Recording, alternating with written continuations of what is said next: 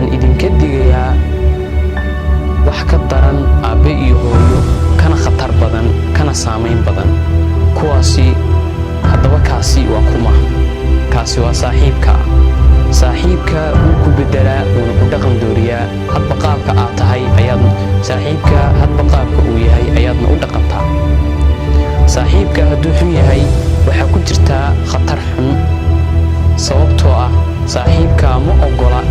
haddii uu yahay qof xun inaad adna aad tahay qof fiican inaad ku noolaatid hami iyo heer fiican